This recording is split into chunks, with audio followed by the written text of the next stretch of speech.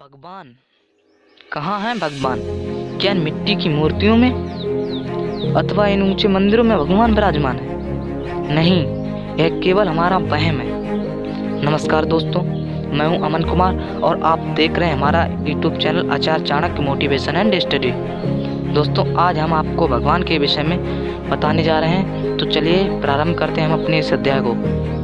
प्रारंभ करने से पहले यदि आपने हमारे YouTube चैनल को सब्सक्राइब नहीं किया है तो सब्सक्राइब कर लीजिए और बेल आइकन को दबाना मत भूलिए, जिससे आने वाली वीडियो का नोटिफिकेशन आपको मिलता रहे। तो चलिए प्रारंभ करते हैं।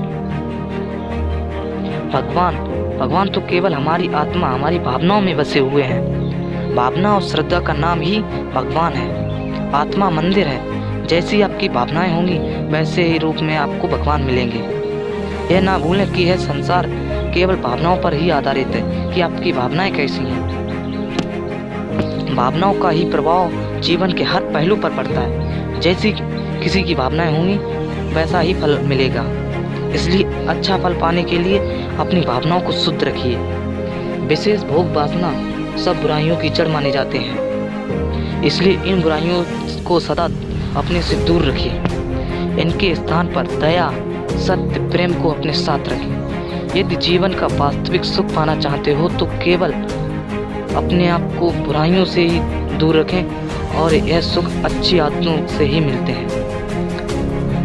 सोने में कभी खुशबू नहीं होती। ईश्वर के साथ किसी ने चंदन का फूल नहीं खिलते हुए देखा। चांद कभी दिन में नहीं निकलता। क्या विधाता इन कर्मों को बदल नहीं सकता था? ऐसा करने के लिए कोई विधाता को बुद्धि देने वाला नहीं था? यह सोचकर आप अवश्य ही हैरान होंगे, परंतु यह मत भूलें कि यह सब कुछ प्रकृति के नियमानुसार ही हो रहा है।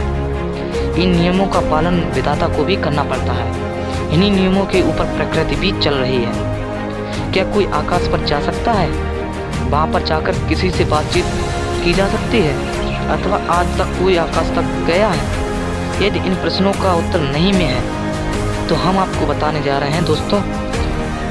तो आप विचार कीजिए कि जिन लोगों ने धरती पर लौटकर सूर्य, चंद्रमा, ग्रहण के बारे में सैकड़ों वर्ष पहले ही हिसाब बताकर तिथियां बताती हैं, उन्हें आप क्या कहेंगे? बुद्धिमान? जी हाँ, ऐसे लोगों को केवल हम बुद्धिमान नहीं कहेंगे। यह मत भूलें कि बुद्धि बाजारों में नहीं बिकती, ईश्वर की देन है। विधाता के लिखे लेख को कोई नहीं मिटा सकता। भगवान महान है, सर्वशक्तिमान है। इस संसार की सारी वागडोर भगवान के हाथ में है। भगवान ही राजा और दास को राजा बना देता है। इसलिए भगवान पर विश्वास कीजिए।